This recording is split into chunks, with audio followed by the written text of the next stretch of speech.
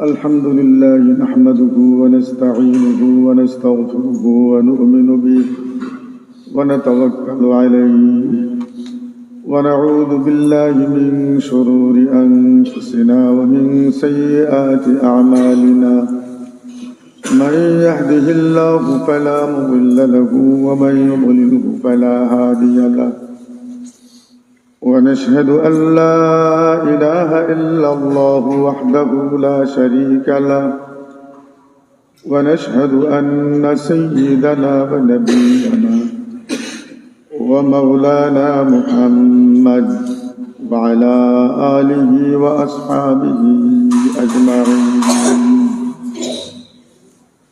أما بعد وبالسند المتصل منا إلى الشيخ الإمام الهمام الحافظ الحجة أمير المؤمنين في الحديث أبي عبد الله محمد بن إسماعيل بن إبراهيم بن مغيرة بن بردزبة الجعفي اليماني البخاري رحمه الله تعالى ونفعنا بعلومه وعلومهم آمين.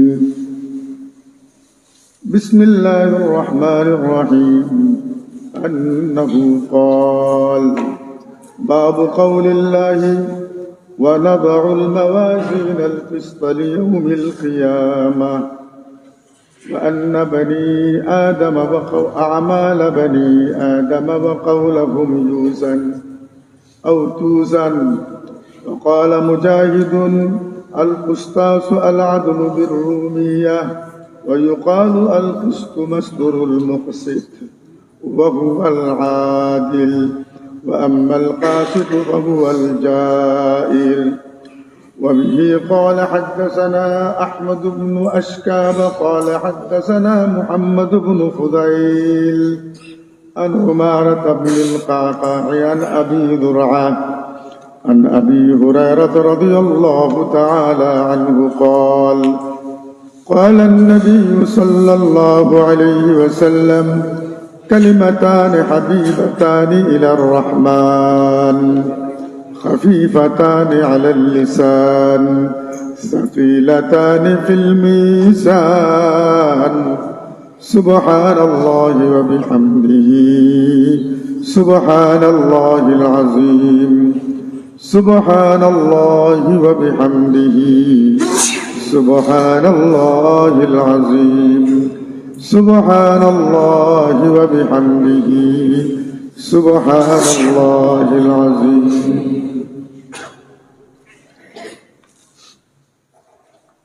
الحمد لله ثم الحمد لله. বুখারী শরীফের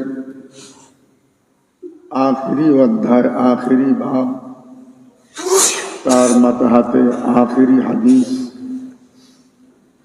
যা হযরত ইমাম বুখারী রাহমাতুল্লাহ আলাইহি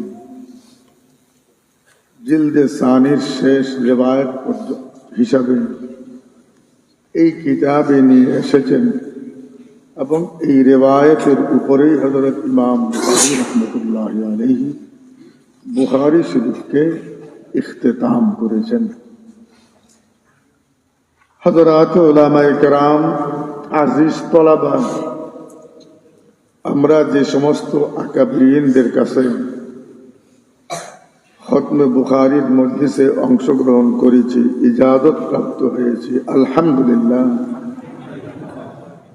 ওনাদের এই রিওয়ায়াতের উপরে 2.5-3 ঘন্টা তাকরীর আমরা শুনেছি।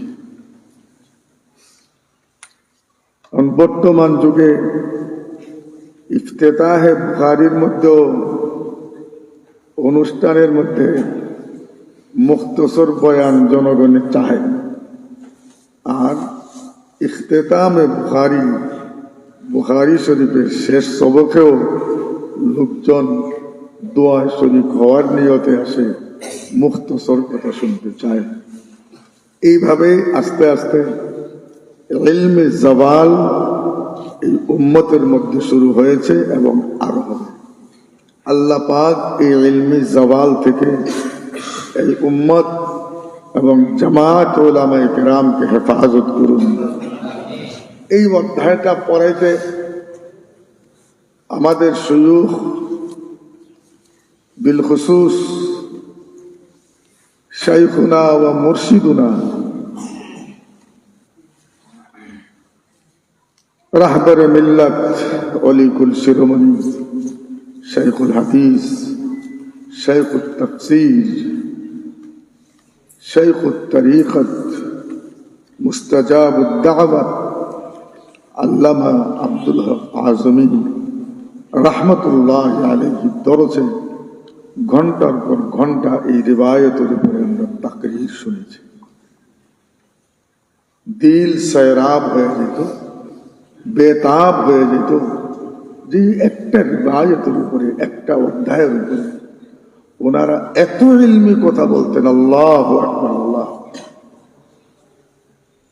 এই অধ্যায়টাকে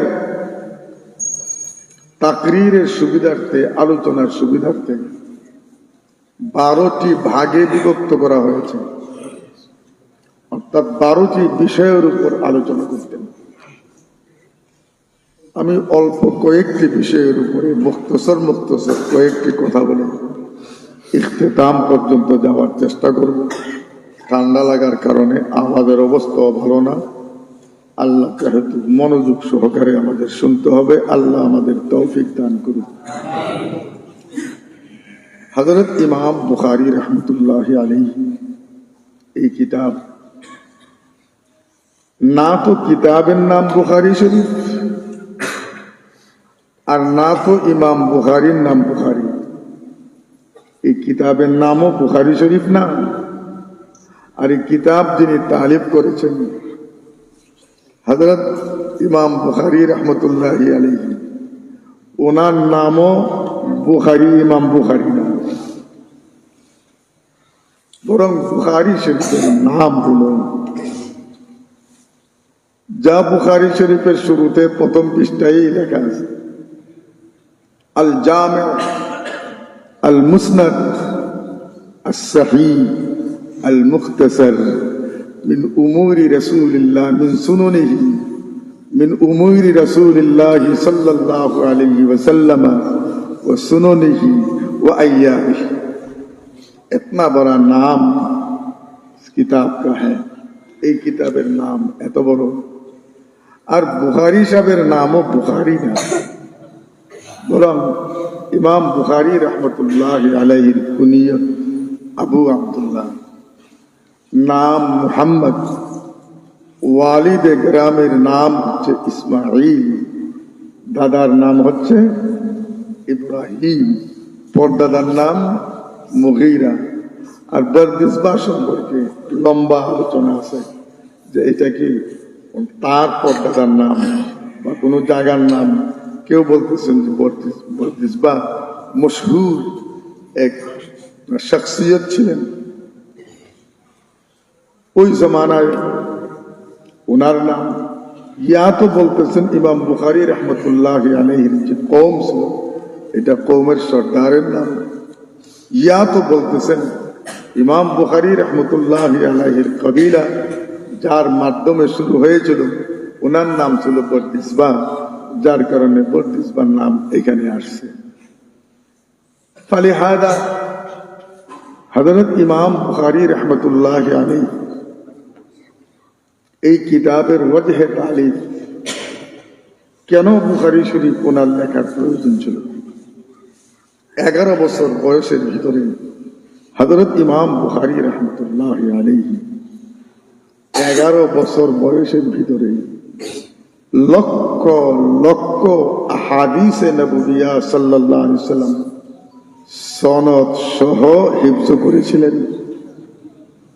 20 বছর বয়সে সমস্ত উলুম ও ফুনুন থেকে ফারিগ হয়েছেন। এত বড় জলিলুল কদর মুহাদ্দিস ওই জামানায় রুয়ে জমিনের উপরে এত বড় মুত্তাকি পরহেজগার খুব কম ছিল। হযরত ইমাম বুখারী রহমতুল্লাহি আলাইহি ততক্ষণে নবী পাক সাল্লাল্লাহু আলাইহি ওয়াসাল্লামের 3 লক্ষ হাদিস শরীফ বা সনদ ওনার মুখস্থ হয়ে গেছিল। 3 লক্ষ, বাড়ির ধারের কথা না। 3 লক্ষ হাদিস শরীফ ওনার মুখস্থ ছিল বা সনদ। আর 3 লক্ষ হাদিস শরীফ ইমাম বুখারী রহমতুল্লাহ আলাইহি নোটের ভিতরে ছিল, লেখা ছিল। এত বড় হাদিসের জখিরা যখন হযরত ইমাম বুখারী রহমতুল্লাহ আলাইহির কাছে জমা হয়ে গেল, তখন ইমাম বুখারী রহমতুল্লাহ আলাইহি দেখলেন যে এই সমস্ত আহাদিসের ভিতরে যঈফ রিওয়ায়াত আছে, মওযু রিওয়ায়াত আছে, অর্থাৎ এক কথায় সহিহ রিওয়ায়াত আছে, গায়রে সহিহ রিওয়ায়াত আছে। তো হালকা পাতলা একটা দাহিয়া হযরত ইমাম বুখারী রহমতুল্লাহ আলাইহির দিলে জাগলো যে এত বড় হাদিসের ভান্ডার, এখান থেকে উম্মতের ফায়দা উঠানো বড় কষ্টসাধ্য হবে। আমি যদি সহিহ রিওয়ায়াতগুলো উম্মতের ফায়দাকে সামনে নিয়ে ছোট ছোট ছোট ছোট আবওয়াব অধ্যায় কায়েম করে যদি সহিহ রিওয়ায়াতগুলোকে আমি জমা করতে পারতাম, তাহলে হয়তো উম্মতের জন্য বেশি ফায়দা হইত, অথবা তালিবে ইলমদের দর্শক তাদরিসের জন্য ফায়দামন্দ হইত। কারণ তাদের জন্য লক্ষ লক্ষ হাদিস শরীফ সনদ সহ মুখস্থ করা, লেখা এবং সেখান থেকে আবার সহিহ রিওয়ায়াতগুলোকে গায়রে সহিহ রিওয়ায়াত থেকে তমিজ দেওয়া, এটা তাদের জন্য একটা মুশকিল কাজ হবে। এইরকম একটা ধারণা উনি ধীরে ধীরে করছেন, কিন্তু আজম করেন নাই। কিন্তু আজম করেন। এরই মধ্যে উনার এক উস্তাদ তাকে বললেন, মুহাম্মদ, তুমি হাদিস শরীফের উপরে একটা তালিক করো। তো ওই যে একটা কল্পনা করছিলেন, এই কথাটার কারণে 3-8 দিনে হাদিস জমা করার চাহিদাটা আরো একটু বাড়ছে, কিন্তু এখনো আজম করেন নাই। ওয়াজহে তালিকের 3 নম্বর কারণ বলা হয়, এরই মধ্যে হযরত ইমাম বুখারী রাহমাতুল্লাহ আলাইহি সাইয়্যিদুল আউয়ালিন ওয়াল আখিরিন, সাইয়্যিদুল আম্বিয়া ওয়াল মুরসালিন, রাহমাতুল লিল আলামিন মুহাম্মদুর রাসূলুল্লাহ সাল্লাল্লাহু আলাইহি ওয়াসাল্লামকে খাবে দেখলেন উনি একটা পাখা নিয়ে রাসূল পাক সাল্লাল্লাহু আলাইহি ওয়াসাল্লামকে বাতাস করতেছেন। কে দেখছেন খাবে? ইমাম বুখারী রাহমাতুল্লাহ আলাইহি খাব দেখতেছেন যে নবী পাক সাল্লাল্লাহু আলাইহি ওয়াসাল্লাম একটা পাখা লইয়া উনি বাতাস করতেছেন।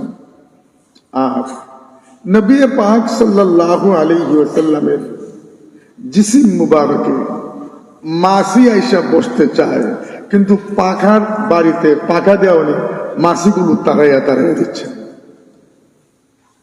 খাব শেষ। মুআব্বিরিনদের কাছে খাবের তাবির জিজ্ঞেস করলেন।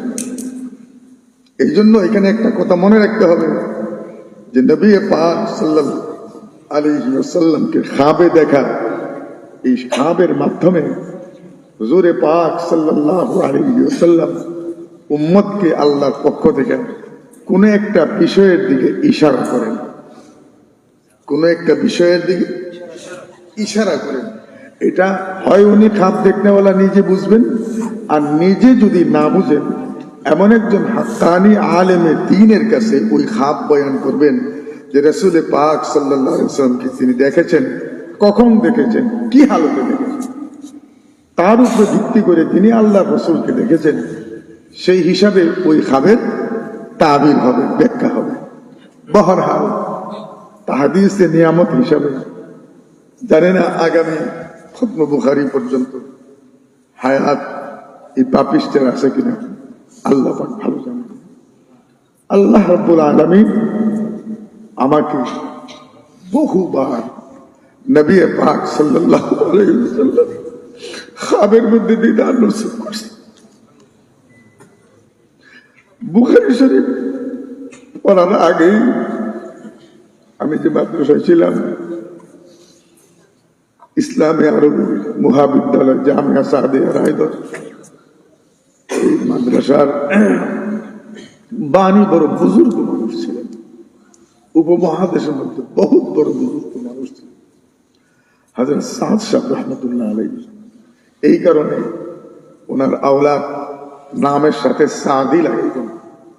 মৌলানা সিলেটের সিংহ পুরুষ আল্লামা মুখলিসুর রহমান সাদি আর আল্লামা মুসিহুর রহমান সাদি এই মাদ্রাসায় যখন আমি পড়ি, তো বড় ধরনের কোন রোড ছিল না, সেই আমাদের জমানায় রোড ছিলই না, খুব কম। ছোট্ট একটা রাস্তা, পায়ে চলাচলের রাস্তা চতুর্দিকে ছিল। মাদ্রাসার থেকে একটু পূর্বে দিকে একটা জায়গা আছে যেখানে বাহির থেকে মাদ্রাসায় আসার যে পায়ে চলাচলের রাস্তা, এই রাস্তার সাথে এসে মিশছে। এখান থেকে একটা রাস্তা বাহিরে চলে গেছে, বাহির থেকে আসার জন্য আরেকটা রাস্তা মাদ্রাসার দিকে আসছে।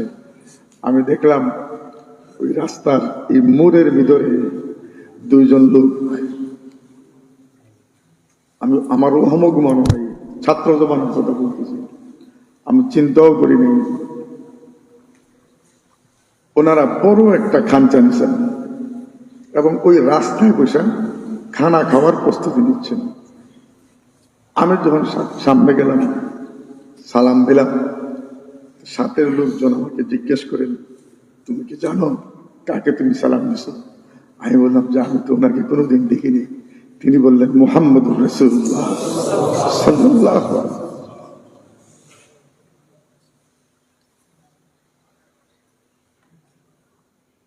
দ্বিতীয় ব্যক্তিকে আল্লাহ রসুল আমাকে পরিচয় করে দিলেন, ইনি হলেন সিদ্দিক আকবর রাদিয়াল্লাহু তাআলা। আমাকে বললেন খানা খাওয়া আমাদের সাথে। আমি বিনা প্রশ্নেই দুজনের সাথে খানার প্লেটে বসে গেলাম এবং একসাথে খানা শুরু করলাম, তিনজন। খানা খাওয়ার মধ্যে আমার ঘুম ভেঙে গেল, আমি পরিশান হয়ে গেলাম। খাপ আমি তাকে জিজ্ঞেস করি, আব্বাকেই বলি, আব্বা তো বুজুর্গ মানুষ। বহরহাল তখন একজন বুজুর্গ ব্যক্তির সাথে আমার পরিচয় ছিল। মাকজুব ছিলেন, উনি মাকজুব ছিলেন। আমি ওনার কাছে বয়ান করলাম। ৬০-৬৫ বছর বয়স হবে তখন হবে, আমার বয়স হয়তো 15 থেকে 16 বছর হতে পারে। মুখতাসরুল মাআনি পড়ি এই বছরের দিনটা। উনি খাপ শুনে বললেন, তুমি আমার দোস্ত। আমার 15-16 বছরের বয়স, উনি 65 বছরের বৃদ্ধ। আমি তখন ওনাকে এতটা চিনতাম না। দোস্তি উনি আমার সাথে বজায় রাখতেন। আমার যখন কোনো জিনিসের খাহিশ হইতো, মাঝে মধ্যে এরকম হইতো যে আব্বার কাছে বলার আগে ওই জিনিসটা উনি আমার ক্যান্ডে দিয়ে দিতেন। কিন্তু ওনার কোনো ঘর বাড়ির ঠিকানা ছিল না, ওনার বাড়ি কোথায় কোথায় থাকতেন, বিয়ে বাচ্চা আছে কিনা, আমি বাচ্চা মানুষ, জানারও প্রয়োজন নেই। তো আব্বাও জিনিসটা মাইনা নিছেন, মাঝে মধ্যে আসতেন আমাদের সাথে, আমার সাথে দোস্তানা তাআল্লুক ছিল। আমি খানা পানি খেলাইতাম, রাত্রে মাঝে মধ্যে থাকার জায়গা করে দিতাম। বহরহাল এই খাপ দেখার পরে আমি যা ব্যাখ্যা পাইলাম, যা জানলাম, সেটা তো আলহামদুলিল্লাহ তুম্বা আলহামদুলিল্লাহ। সেগুলো আল্লাহ পাক আমাকে করাচ্ছেন, আমাকে নিচ্ছেন। আল্লাহ যেন আমাকে আপনাদের সকলের দোয়ায় খাতমা বিল খায়ের নসিব করেন। তাহাদিসে নিয়ামত হিসাবে চলে আসলো, এই কথাটা বললাম। আমি মনে হয় এরকম জলসায় কোনোদিনই খাবের কথা বলি না। এরপরে আল্লাহ পাক রব্বুল আলামিন আমাকে খাবের জগতে আরো অনেক নিয়ামত দান করছে। বহরহাল তো হযরত ইমাম বুখারী রাহমাতুল্লাহি আলাইহি কিছুটা চিন্তিত হয়ে বললেন, নবী পাক সাল্লাল্লাহু আলাইহি ওয়াসাল্লামের গা থেকে আমি মাছি তাড়াচ্ছি কেন? ওই জমানার কোন এক মুআব্বিরে খাব তাবিরের মধ্যে বললেন, হে মুহাম্মদ ইবনে ইসমাঈল, আল্লাহ পাক আপনার দ্বারা এমন একটা কাজ নিতে চান যে কাজের দ্বারা নবী পাক সাল্লাল্লাহু আলাইহি ওয়াসাল্লামের সহিহ আহাদিসগুলি গায়রে সহিহ থেকে বাছাই হয়ে উম্মতের সামনে পেশ হবে, এমন একটা কাজ আল্লাহ পাক আপনাকে দেনে হবে। হযরত ইমাম বুখারী রাহমাতুল্লাহ আলাইহি বলেন, এই খাব দেখার পরে আমার আজম হয়ে গেল যে না, আমি একটা কিতাব লিখব যেখানে শুধু সহিহ রিওয়ায়াতগুলো থাকবে, গায়রে সহিহ রিওয়ায়াতগুলোর থেকে সহিহ রিওয়ায়াতগুলোকে আমি তরতিব দিব। এই ওয়াজহে তালিফের মধ্যে কথাগুলো বলা হয়েছে। এই কারণে হযরত ইমাম বুখারী রাহমাতুল্লাহ আলাইহি লক্ষ লক্ষ আহাদিসে নবুয়ত থেকে বাছাই করে চয়ন করে বুখারী শরীফের তালিফ শুরু করলেন, লেখা শুরু করলেন। এমনই ভাবে লিখতে শুরু করলেন, ওই খাবের পরে এমন ভাবে আজম করলেন, পুখতা ইরাদা করলেন যে এত বড় একটা মুবারক সুসংবাদ নবী পাক সাল্লাল্লাহু আলাইহি ওয়াসাল্লামের খাবের মাধ্যমে আমি পাইছি। নিহায়ত ইহতিমাম শুরু করলেন। এত ইহতিমাম বুখারী শরীফ তালিফের জন্য করেছেন, এর প্রধান কারণ হইল ওই খাব, যে খাব হযরত ইমাম বুখারী রাহমাতুল্লাহ আলাইহি নবী পাক সাল্লাল্লাহু আলাইহি ওয়াসাল্লামকে দেখেছেন। ফালিহাদা শুরু করলেন, ইহতিমাম করলেন। প্রথম ইহতিমাম যে আগে একটা অধ্যায় কায়েম করতেন উম্মতের জন্য, কি প্রয়োজন তার মাথা হাতে। ওনার কাছে তো লক্ষ লক্ষ হাদিস মুখস্থ, কোন রিওয়ায়াত আনবেন আর কোন রিওয়ায়াত বাদ দিবেন। ফালিহাদা গোসল করতেন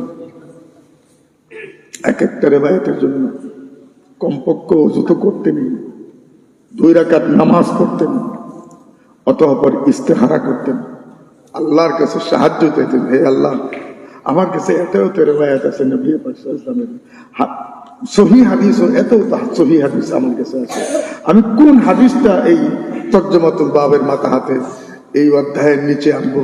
তো যখন ওনার ইনকিশাফে কলবি হইতো, অথবা গায়বী কোনো ইশারা পাইতেন, অথবা ইলহাম হইতো, তখন হযরত ইমাম বুখারী রাহমাতুল্লাহ আলাইহি একটা হাদিস শরীফ, একটা রিওয়ায়াত লিখতেন, আবার গোসল করতেন, আবার 2 রাকাত নামাজ পড়তেন, আবার ইস্তেখারা করতেন, আরেকটা রিওয়ায়াত আনতেন, আবার ইস্তেখারা করতেন, 2 রাকাত নামাজ পড়তেন, ইস্তেখারা করতেন, আরেকটা রিওয়ায়াত লিখতেন। এত ইহতিমাম হযরত ইমাম বুখারী রাহমাতুল্লাহ আলাইহি বুখারী শরীফের তালিফের জন্য করেছেন। শায়দ কোন মুসান্নিফিন হযরত এত বেশি ইহতিমাম হাদিস শরীফের কিতাব লেখার ক্ষেত্রে, তালিফের ক্ষেত্রে করেননি। সঙ্গত কারণেই হযরত ইমাম বুখারী রাহমাতুল্লাহ আলাইহির 6 লক্ষ রিওয়ায়াত ওনার কাছে থাকার পরেও এই বুখারী শরীফ লিখতে ওনার 16টি বৎসর সময় লেগেছে। গোসল করা, ওযু করা, ইস্তেখারা করা। বরঞ্চ কেউ কেউ তো এই কথাও বলেন, শুধু ইস্তেখারা নয়, ইস্তেখারা করে বসে থাকতেন যতক্ষণ পর্যন্ত ইলহাম না হতো, ততক্ষণ পর্যন্ত একটা রিওয়ায়াত লিখতেন না।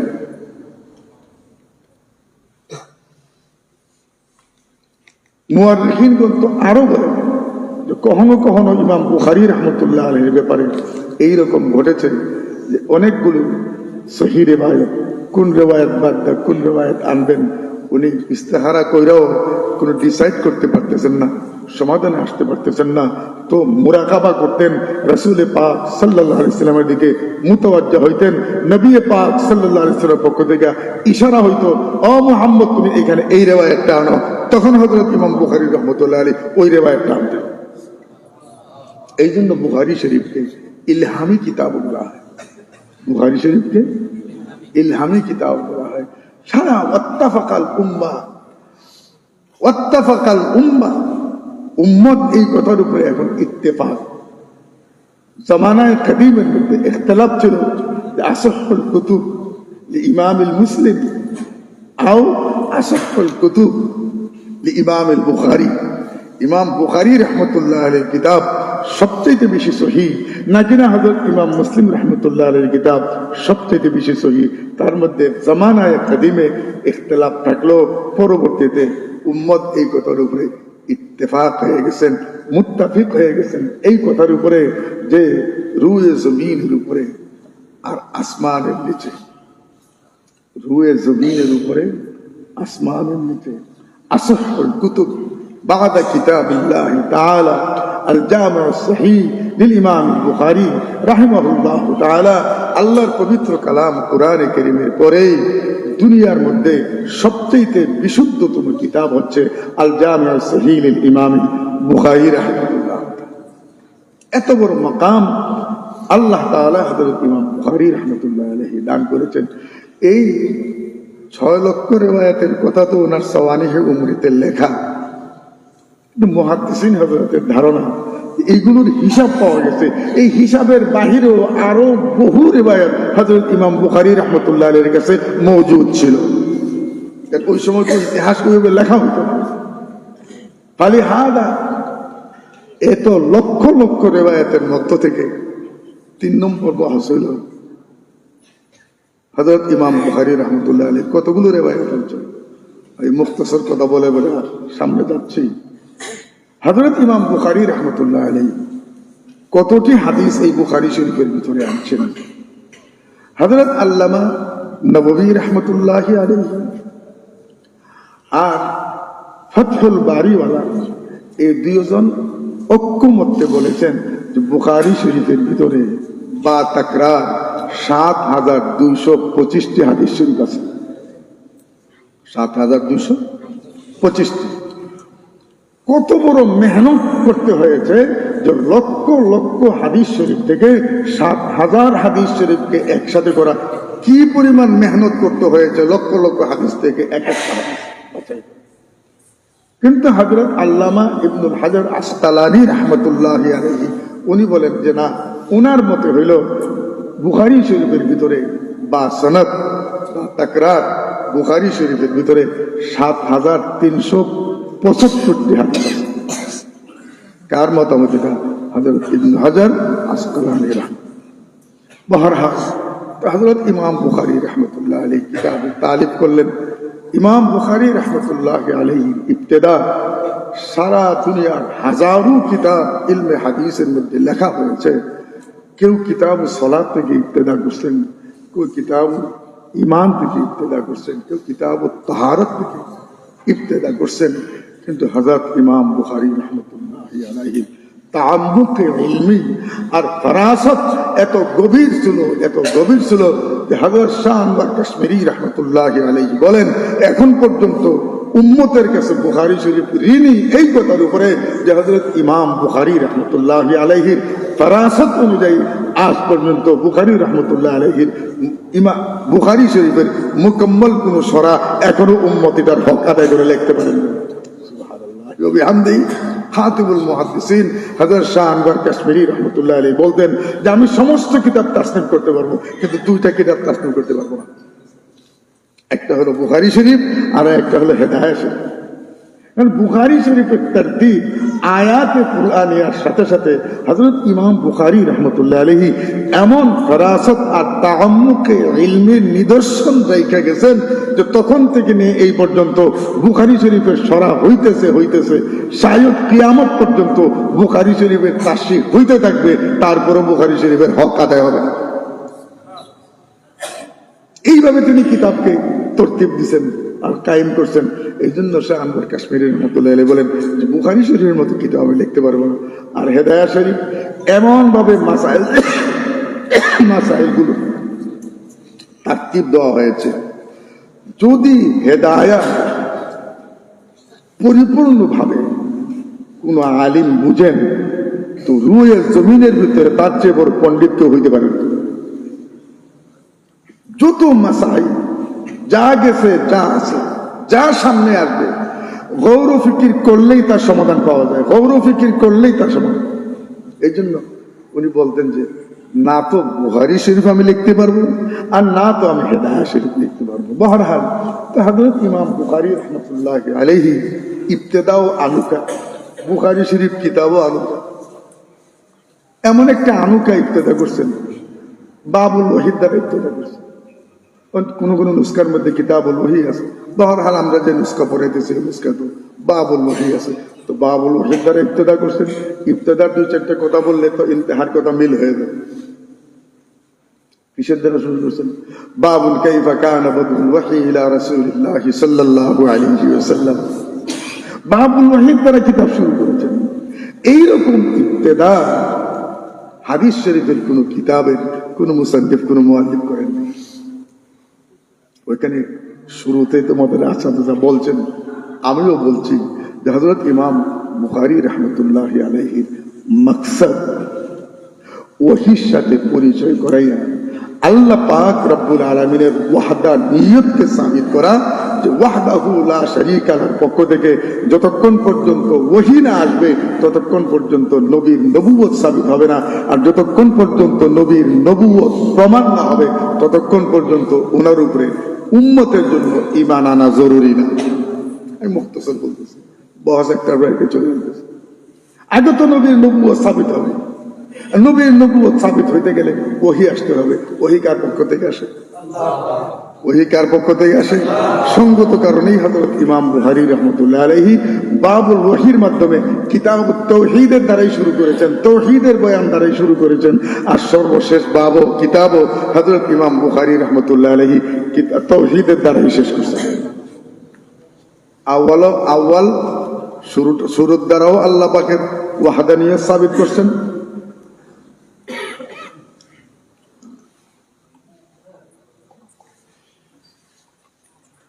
শেষও আল্লাহ পাকের তাওহীদ দ্বারা ওয়াহদানিয়তের দ্বারা শেষ করছেন। বাহরাল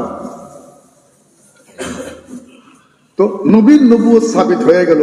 তো নবী যখন নবুয়ত সাবিত হয়ে গেল, আল্লাহর পক্ষ থেকে দাওয়াত দিচ্ছেন, তো এখন তো নবীর পরিচয় হয়ে গেল সঙ্গত কারণে নবীর উপরে ঈমান আনা, নবীর উপরে ঈমান আনা ফরজ।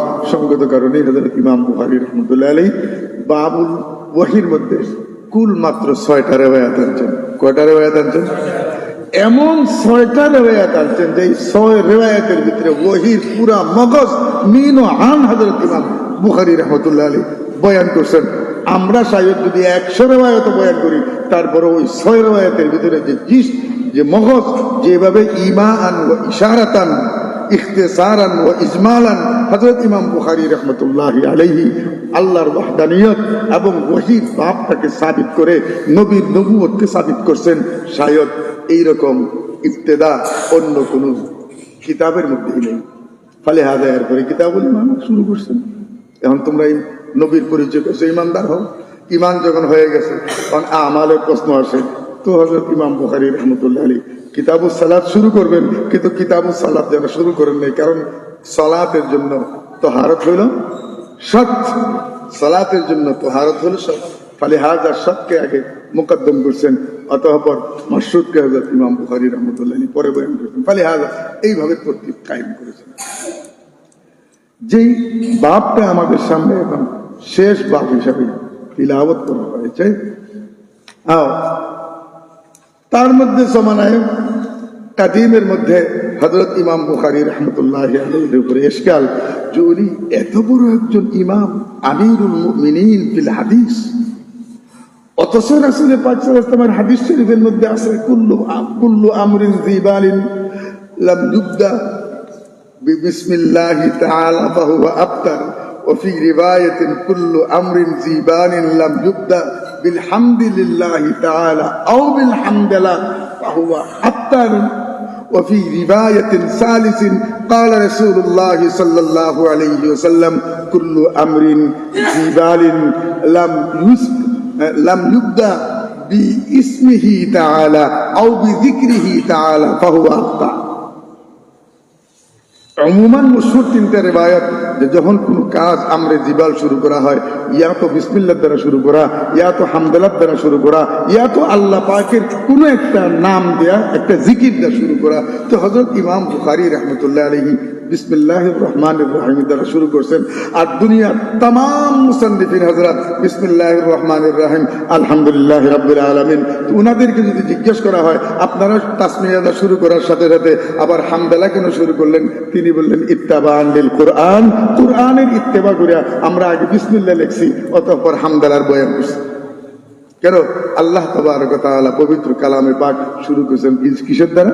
হামদালার দ্বারা, আলহামদুলিল্লাহি রাব্বিল আলামিন। ফলে হাদা হযরত ইমাম বুখারী রাহমাতুল্লাহি আলাইহির উপরে ইশকাল হয়ে গেল, উনার মতো এত বড় জলিলুল কদর একজন মুহাদ্দিস, আমিরুল মুমিনিন ফিল হাদিস, উনি কিভাবে শুধু বিসমিল্লাহ দিয়ে কিতাব শুরু করলেন, হামদালা কেন আনেন না? তালিমুল ইসলামও যদি হয় তো বিসমিল্লাহর পরে হামদালা আছে, মিজান মুনশাই বিসমিল্লাহর পরে হামদালা আছে, নাহবে মীর বিসমিল্লাহর পরে হামদালা আছে, হর কিতাব বিসমিল্লাহর পরে কি আছে? হামদালা আছে। আলহামদুলিল্লাহ, বিসমিল্লাহির রহমানির রহিম, আলহামদুলিল্লাহি রাব্বিল আলামিন। ফালিহাদা হযরত ইমাম বুখারী রাহমাতুল্লাহ আলাইহি এত বড় একটা কিতাবের আগাজ করলেন, খালি বিসমিল্লাহ বললেন আর কিতাবুল্লাহর ইত্তেবা করলেন না, হামদালা বললেন না। ফালিহাদা হযরত ইমাম বুখারী রাহমাতুল্লাহ আলাইহির পক্ষ থেকে উনার জমানার পরে মুসান্নিফিন হযরত, মুশাররিহিন হযরত, নুটকারীরা, কিবারে মুহাদ্দিসিন হযরত জবাব দিয়েছেন। একটা জবাব মাত্র আমি বলবো, তারপরে আগে বলবো। ধৈর্য ধরে বলতে হবে। আমার উস্তাদ যদি 3 ঘন্টা খুতবা বুখারী করে দেন, তা আমার কণ্ঠে 1 ঘন্টা বলার সুযোগ দিতে হবে, সংক্ষেপ করতে হবে। তো হযরত ইমাম বুখারী রাহমাতুল্লাহি আলাইহি তাসমিয়ার দ্বারা শুরু করলেন, হামদালার দ্বারা শুরু করলেন না। তো নবী পাক সাল্লাল্লাহু আলাইহি ওয়াসাল্লামের সবচাইতে বড় মুত্তাবে সুন্নত ছিলেন হযরত ইমাম বুখারী রাহমাতুল্লাহ আলাইহি। ওনার উপরে ইশকাল করা হলো যে উনি এত বড় সুন্নতের পায়দার পাবন, নবী পাক সাল্লাল্লাহু আলাইহি ওয়াসাল্লামের সুন্নত হর আন ও ফান, হর কাজের মধ্যে নবী পাক সাল্লাল্লাহু আলাইহি ওয়াসাল্লামের সুন্নতের ইত্তেবা করেন। আর ওনার জীবনে এত বড় একটা কাজ করলেন, বিসমিল্লাহর পরে হামদালা, উনি হামদালার দ্বারা শুরু করলেন না। তো উনি তো নবী পাক সাল্লাল্লাহু আলাইহি ওয়াসাল্লামের সুন্নতের উপরে আমল করেন না। কেননা আল্লাহ রাসূল তো এটাও বলতেন, কুল্লু আমরিন জিবালিন লাম ইউদা বিহামদিল্লাহি তাআলা আও বিল হামদালা ফাহুয়া আবতার। দুম কাটা হয়। নবী পাক সাল্লাল্লাহু আলাইহি ওয়াসাল্লামের সাওয়ারিহ উমরি, এই পুরা হাদিস শরীফের জখিরা আর কোরআন কারীম তো আছে, এইগুলো একসাথে করে চয়ন করলে, বুঝলে দেখা যায় নবী পাক সাল্লাল্লাহু আলাইহি ওয়াসাল্লাম 2 ধরনের ইবতেদা 2 ভাবে করতেন। কয় ধরনের ইবতেদা? 2 ধরনের ইবতেদা 2 ভাবে করতেন। এক ইবতেদা হলো তাকরীরি, অর্থাৎ বয়ান। আল্লাহ রসুল যখন বয়ান করতেন, আল্লাহ রসুল যখন বয়ান করতেন, তখন নবী পাক সাল্লাল্লাহু আলাইহি ওয়াসাল্লাম হামদালার দ্বারা শুরু করতেন। দেখো রিওয়ায়াতের ভিতরে একদম মিশকাত শরীফ থেকে নিয়ে আরো বিভিন্ন কিতাবে রাসূল পাক সাল্লাল্লাহু আলাইহি ওয়াসাল্লাম ফাহামিদাল্লাহ ওয়া আসনা আলাইহি, ফাহামিদাল্লাহ ওয়া আসনা আলাইহি, ফাহামিদাল্লাহ ওয়া আসনা আলাইহি। আল্লাহ পাকের হামদ করছেন, আল্লাহর প্রশংসা করছেন, তারপরে বলছেন আম্মা বাদ, আম্মা বাদ, আম্মা বাদ। যখন বয়ান করতেন তো নবী পাক সাল্লাল্লাহু আলাইহি ওয়াসাল্লাম মুখতাসর হোক আর মুতাওয়াসিত হোক আর মুতাওয়াল হোক, মিশকাত শরীফ জিলদে আওয়াল যে খুতবা দিয়ে শুরু করা হয়েছে, এই খুতবাও মাসনুন, নবী পাক সাল্লাল্লাহু আলাইহি ওয়াসাল্লাম এই খুতবাও পাঠ করতেন, হাদিস শরীফে মওজুদ আছে। ফালিহাদা নবী পাক সাল্লাল্লাহু আলাইহি ওয়াসাল্লাম তাকরীর বা বয়ানের যে ইবতেদা করতেন, এই ইবতেদা হইতো হামদালার দ্বারা, আল্লাহর হামদ। আর নবী পাক সাল্লাল্লাহু আলাইহি ওয়াসাল্লাম যখন কোনো তাহরীরের ইবতেদা করতেন, কোনো লেখার যখন ইবতেদা করতেন, আল্লাহ রাসূল তো লিখতে পারতেন না, সাহাবায়ে কেরাম যখন যেটা লিখতেন বলতেন লেখার জন্য, তো নবী করিম সাল্লাল্লাহু আলাইহি ওয়াসাল্লামের লেখার যে ইবতেদা হইতো, এই ইবতেদা কোরআনে কারীমের অনুসরণ করে নবী পাক সাল্লাল্লাহু আলাইহি ওয়াসাল্লাম বিসমিল্লাহির রহমানির রহিমের দ্বারা লেখা শুরু করতেন আর কোরআনে কারীমের দলিল পেশ করতেন। আগে পেশ করছেন, হাদিস শরীফে আছে, ইন্নাহু মিন সুলাইমানা ওয়া ইন্নাহু বিসমিল্লাহির রহমানির রহিম। হযরত সুলাইমান আলাইহিস সালাতু ওয়াস সালাম ওয়াকিআ, সুলাইমান আলাইহিস সালাতু ওয়াস সালাম যখন বিলকিসের কাছে চিঠি লিখলেন, তো কি লিখলেন? ও চিঠির 1200 হাত কোরআনে কারীমে আল্লাহ বয়ান করছেন, শুরু কি দিয়া? বিসমিল্লাহ, ইন্নাহু মিন সুলাইমানা। এই চিঠিটা সুলাইমান নবীর পক্ষ থেকে, ওয়া ইন্নাহু বিসমিল্লাহির রহমানির রহিম। চিঠির বক্তব্য শুরু করলাম আমি বিসমিল্লাহির রহমানির রহিমের দ্বারা। এই ইসিম, এই তাসমিয়া আল্লাহ পাক রব্বুল আলামিন এই উম্মতের জন্য দান করেছেন, এবং নবী পাক সাল্লাল্লাহু আলাইহি ওয়াসাল্লাম বলছেন তোমাদের সকল কাজ বিসমিল্লাহ দ্বারা শুরু করো। আর নবী পাক সাল্লাল্লাহু আলাইহি ওয়াসাল্লাম বিসমিল্লাহ দ্বারা শুরু করতেন। এখন আমি বলি যে নবী পাক সাল্লাল্লাহু আলাইহি ওয়াসাল্লামের বয়ান হামদালার দ্বারা শুরু হইতো, আর লেখা হিরাকালের চিঠি দেখেন বিসমিল্লাহির রহমানির রহিম, কিসরার কাছে চিঠি দেখেন বিসমিল্লাহির রহমানির রহিম, আরো চিঠি আছে বিসমিল্লাহির রহমানির রহিম। সূরা হুদায়বিয়া দেখেন প্রথমেই লেখা আছে বিসমিল্লাহির রহমানির রহিম। এরা তো প্রতিবাদই করলো এই কথা, মা নালমা রহমান আর রহিম। সূরা হুদায়বিয়া তারা বললো রহমান রাহিমকে তো আমরা চিনি না, ওয়ালাকিন নুকতুব বিসমিল্লাহি সুবহান বিসমিল্লাহি তাআলা, আমরা যে নামে আল্লাহকে চিনি, আল্লাহর নাম দিয়ে আপনি চুক্তি লেখা শুরু করেন বিসমিল্লাহির রহমানির রহিমের দ্বারা না। কেন? রহমান রহমান রাহিমকে আমরা চিনি না। তারা প্রতিবাদ করলো। নবী পাক সাল্লাল্লাহু আলাইহি ওয়াসাল্লাম এটা বাদ দেই, বিসমিল্লাহ আল্লাহর নাম দিয়ে লেখা শুরু করলেন। তার মানে হলো লেখা জাতীয় যত ইবতেদা নবী পাক সাল্লাল্লাহু আলাইহি ওয়াসাল্লামের ছিল, এটা হামদালার দ্বারা করতেন না, কিসের দ্বারা করতেন? বিসমিল্লাহ দ্বারা করতেন। এখন মীমাংসা আপনারাই করতে পারবেন। কি মীমাংসা? যে এই যে বুখারী শরীফ হযরত ইমাম বুখারী রাহমাতুল্লাহি আলাইহি ইবতেদা করছেন, এটা কি বয়ান না লেখা? তাহলে সাওয়ানিহে উমরাতুন নবীর সুন্নত তরিকা কি পাওয়া যায়? লেখা শুরু করতেন বিসমিল্লাহ দ্বারা, আর তাকরীর বয়ান শুরু করতেন আল্লাহর হামদের দ্বারা। তো হযরত ইমাম বুখারী রাহমাতুল্লাহি আলাইহি এটা তো তাকরীর করতেছেন না, বয়ান করতেছেন না, লিখতেছেন, যার কারণে লেখাটা শুরু করছেন তাসমিয়ার দ্বারা। সুতরাং হযরত ইমাম বুখারী রাহমাতুল্লাহি আলাইহি আইনে সুন্নতের উপরে আমল করেছেন, আইনে সুন্নতের উপরে আমল করেছেন। ফলায়েশ আর কোনো প্রশ্ন থাকার কথা না। এরপরে এখানে আরো কথা আছে, বিসমিল্লাহতে কেন শুরু করলেন আরো যদি বলি শেষ আর যাইতেই পারবে না, কেন দোয়া করে দিতে হবে। এই পর্যন্ত থাক, যদি আগামী বছর কুলায় তবিয়তে বাঁচায় রাখেন তাহলে নতুন ছাত্র আসবে তাদের সামনে বলবো। ফালিহাদা এই যে বাবটা আমরা করলাম, বাবু কওলিল্লাহি ওয়া নাযাউল মাওয়াজিনাল কিসতা লিয়াউমিল কিয়ামা, এটা একটা মূল অধ্যায়ের পেছনে আনছেন, একটা কিতাবের নিচে আনছেন। এই কিতাবের নাম বুখারী শরীফের সর্বশেষ যে কিতাব নামকরণ করেছেন, ওয়াজা করেছেন নাম হযরত ইমাম বুখারী রাহমাতুল্লাহি আলাইহি, এই কিতাবটার নাম হলো কিতাবুর রাদ্দ আলাল জাহমিয়্যা ওয়া গায়রিহিম ওয়াত তাওহীদ। কিতাবুর রাদ্দ আলাল জাহমিয়্যা ওয়া গায়রিহিম ওয়াত তাওহীদ, অর্থাৎ ইমাম বুখারী রাহমাতুল্লাহি আলাইহি কিতাব শুরু করেছেন ও তাওহীদ দ্বারা, কিতাব শেষটাও করতেছেন তাওহীদের দ্বারা। এই কিতাবের ভিতরে 58টা বাব আছে। কয়টি বাব? 58টি বাব। 50 আর 58টি বাব আছে, অর্থাৎ 58টি ছোট ছোট অধ্যায় আছে। এই 58টি অধ্যায়ের মধ্যে সর্বশেষ অধ্যায় হইল বাবু কওলিল্লাহি ওয়া নাযাউল মাওয়াজিনাল কিসতা লিয়াউমিল কিয়ামা। ওয়ানাদাউল মাওয়াজিনাল কিসতা লিয়াউমিল কিয়ামা, আল্লাহ তাআলা বলতেছেন কিয়ামতের দিন আমি ইনসাফের পাল্লা কায়েম করব। কিয়ামতের দিন ইনসাফের পাল্লা, মিজান মানে পাল্লা, যে ওজন করা হয়, ওজনের পাল্লা আমি কায়েম করব। কিন্তু এটা হবে আল কিসত, বড় ইনসাফ ভিত্তিক ওজন করবেন আল্লাহ, ইনসাফ ভিত্তিক। কোন বান্দার উপরে আল্লাহ তাবারক ওয়া তাআলা জুলুম করবেন না। ওয়া নাযাউল মাওয়াজিনাল কিসত, ইনসাফ ভিত্তিক ওজন আল্লাহ তাআলা করার জন্য মিজানের পাল্লা কায়েম করবেন। ফালিহাদা এখানে কিস্তুনের দুইটা মানা হয়, এক মানা হয় আদল ইনসাফ আর আরেক মানা হয় জবর জাহির। ফালিহাদা হযরত ইমাম বুখারী রাহমাতুল্লাহি আলাইহি বলতেছেন ওয়াকালা মুজাহিদুন আল কুস্তাসু আল আদল, উস্তাদ থেকে যখন কিস্তুন হয় তাহলে তার মানা হয় আদল ইনসাফ। বলতেছেন এই শব্দটা হলো রুমি, এর মধ্যে আলাদা একটা বহস। রুমি হলেও একটা কথা বললেই এই জায়গাতে সামনে চলে যায়, সেটা হলো এই লফজটা আল কিস্ত, এই লফজটা রুমি কিন্তু আরবীয়। কাইফা মাত্তাফা, আরবির সাথে রুমি শব্দটাও কি হয়ে গেছে? মিলে গেছে।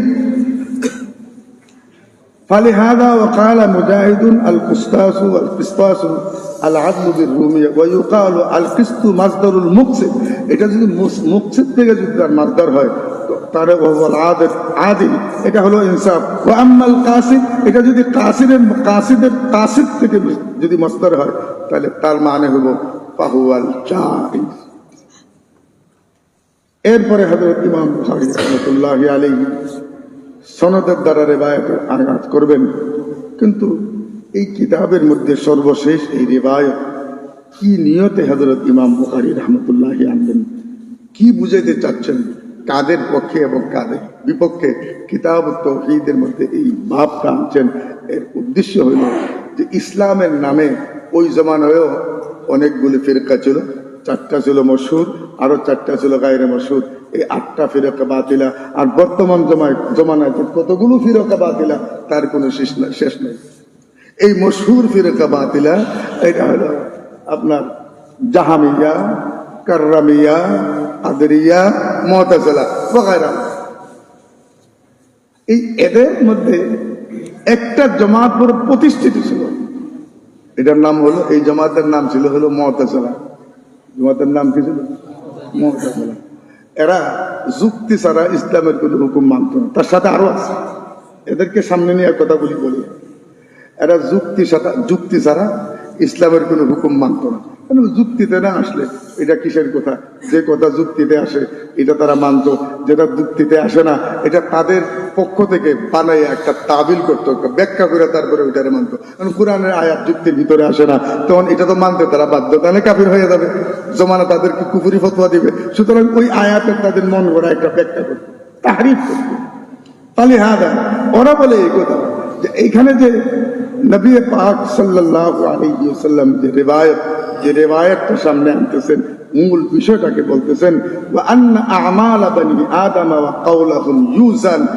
বনি আদম মানব সন্তানের সমস্ত আমাল কর্মকাণ্ড তো নেকি বদি পাল্লায় ওজন তো হবেই, বরং মানব সন্তান মানুষেরা মুখে যা কথাবার্তা বলে সেটাও নেকি বদির পাল্লায় অর্থাৎ মিজানের পাল্লায় ওজন করা হবে। আমল তো হবে, আমল তো নেক আমলও ওজন হবে, বদ আমলও ওজন হবে, কিন্তু ওয়া কাউলাহু মানুষের মুখের কথা এটাকেও মিজানের পাল্লায় ওজন দেওয়া হবে। মুতাজিলারা বলে কাইফা ইউমকিন, এটা কিভাবে সম্ভব? আর যার দৈর্ঘ্য প্রস্থ নাই, গভীরতা নাই, যে জিনিসের কোনো জিসিম নাই, সুরত নাই, শকল নাই, ধরা যায় না, ছোঁয়া যায় না, এটা আবার পাল্লায় ওজন হবে কিভাবে? যুক্তিতে আসে না। কি আসে না? যুক্তিতে আসে না। এই যুক্তিবাদীদের যুক্তি খণ্ডন করার জন্য, খণ্ডন করে আল্লাহর ওয়াহদানিয়তকে সাবিত করে আখিরি একটা সবকের মাধ্যমে হযরত ইমাম বুখারী রাহমাতুল্লাহি আলাইহি এই রিওয়ায়াতের মাধ্যমে ময়দানে মাহশরে আল্লাহ পাক কোরআনে কারীমের জায়গায় জায়গায় মিজানের কথা বলেছেন, জায়গায় জায়গায় মিজানের কথা বলেছেন, সূরা আর রহমানও বলেছেন। তো মিজানের পাল্লা যে কায়েম হবে, নেকি বদি যে ওজন হবে, চাহে মুতাজিলা দুনিয়ার বুদ্ধিজীবীরা এবং দুনিয়ার বুদ্ধিজীবীরা এটা কি কয় আকলমন যুক্তিবাদীরা, দুনিয়ার বুদ্ধিজীবীরা যুক্তিবাদীরা যদি নাও মানে, বিশ্বাস যদি নাও করে, হযরত ইমাম বুখারী রাহমাতুল্লাহি আলাইহি বলতেছেন কোরআনে কারীমের আয়াত দ্বারা এবং নবী পাক সাল্লাল্লাহু আলাইহি ওয়াসাল্লামের রিওয়ায়াত দ্বারা এটা আমি প্রমাণ করে দিলাম যে অবশ্যই অবশ্যই ময়দানে মাহশরে মিজান টাইম করা হবে, নেকি বদি ওজন করা হবে। এখানে আমি মুক্তসর ওই কিছু কথা একটা ওয়াকিয়া বলি, ওয়াকিয়া বলার কারণে জিনিসটা সাফ হয়ে গেল।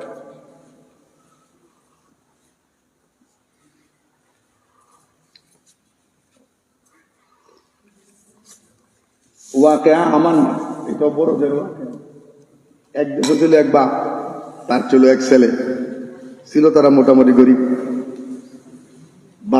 হাট বাজারের সময় বাজার মাথায় ঘাড়ে বহন করে মানুষের বাড়ি বাড়ি পৌঁছাই দিত, তারা কিছু কামাই করতো, ওর দ্বারা সংসার চলতো। ছেলে বললো যে আপা কষ্ট মষ্ট করে দিবি, গরু তো কিনতে পারবো না, বেশি দাম, খচ্চরও মোটামুটি বেশি দাম, যদি একটা গাধা আমরা কিনতে পারি, ছোট মোটো আছে, অল্প দাম, আমাদের কষ্টটা কম হবে আর মানুষের মালামাল বেশি বহন করতে পারবো, রুজিটাও বেশি হবে। বাবা বললো যে হও, বাবা ঠিকই বলছো। মুক্তসর বলতেছি, গেল হাটে যায় কি কিনলো? গাধা কিনলো, রওনা দিছে। বাবা চিন্তা করলো যে ছেলেটা কষ্ট করছে, আচ্ছা ছেলেটা গাধার উপরে যাক, আমি টান্ডা নেই। নিজের ছেলেটাকে গাধার উপরে বসাইছে, আর বাবা হইলো গাধাটাকে টান্ডা নিয়ে যেতেছে।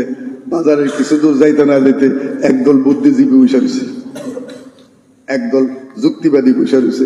এরা বললো দেখ ছেলেটা কত বড় বিয়াদব ছেলেটা, বাপটা হাইটা যাইতেছে আর হে হইল গাধার উপর সর হয়ে যেতেছে। এটা কি যুক্তিযুক্ত হইল? বাবা করে বাবা কথাটা তো ঠিক, এই কাজটা তো যুক্তিযুক্ত না। আব্বা আমি নেমে নামছে, নাম বাবার খালি যাবো কি জন্য গাদাটা, তুমি উপরে উঠো। এবার বাপ বসে হলো গাদার পিঠে, আর ছেলে হলো গাদারা টান্ডা টান্ডা নিয়ে যেতেছে। কিছু দূরে যেয়ে আরেক দল বুদ্ধিজীবীর সাথে সাক্ষাৎ আছে না, রাস্তায় মুড়ে মুড়ে বৈশা বুদ্ধিজীবীরা বুদ্ধি ফেরি করে এইটি দীক্ষা দেখ দেখ দেখ দেখ দেখ দেখ বাপটা কত বড় নিষ্ঠুর, নিজে যায় গাদার উপর সর হইয়া আর বাচ্চাটারে হাঁটাই নিতেছে, কেতনা বড় নিষ্ঠুরী বাপ। বাবা করে বেটা কথাটা তো যুক্তিযুক্ত, হ্যাঁ বাপ যায় সর হইয়া বাচ্চাটারে হাঁটায় নেয়, এটা কি যুক্তিযুক্ত হইল? এটা কি আকলে মানে? বাপ কয় বাবা আমি নামতেছি, বাবা নামছে, এখন গুড়ার পৃষ্ঠ খালি, গুড়ার পৃষ্ঠ খালি, দুজনে কেউ আগে কেউ পিছনে গাদা নিয়ে যেতেছে। এরপর আরেক দল বুদ্ধিজীবী দেখা দেখ বেকুব কি মানুষ এতনা বড় বেকুব হয়,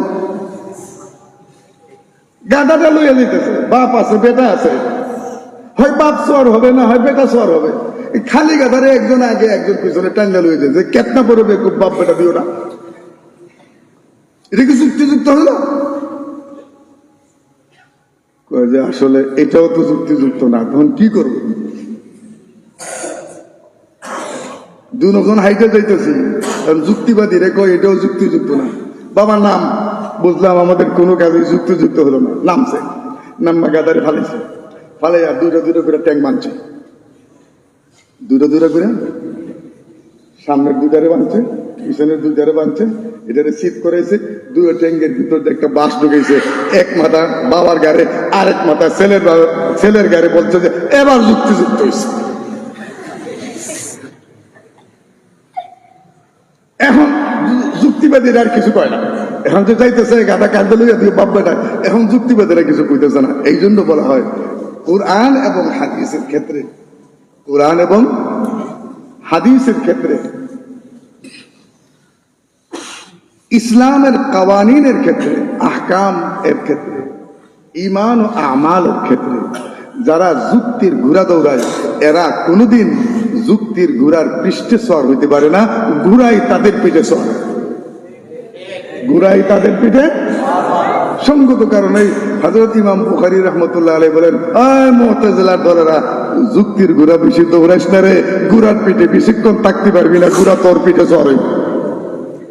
এই জন্যই হযরত ইমাম বুখারী রাহমাতুল্লাহি আলাইহি এখানে এই রিওয়ায়াতটা এনে এবং তরজমাতুল বাব কায়েম করে হযরত ইমাম বুখারী রাহমাতুল্লাহি আলাইহি বুঝাই দিলেন এই কথা, যুক্তির ঘোড়া দৌড়াইয়া পারবে না, যুক্তির ঘোড়া দৌড়াইতে গেলে যুক্তির ঘোড়ার পিঠে সর হওয়া তোদের কপালে জুটবে না, ওই যুক্তির ঘোড়াই তোদের গায়ে সরে।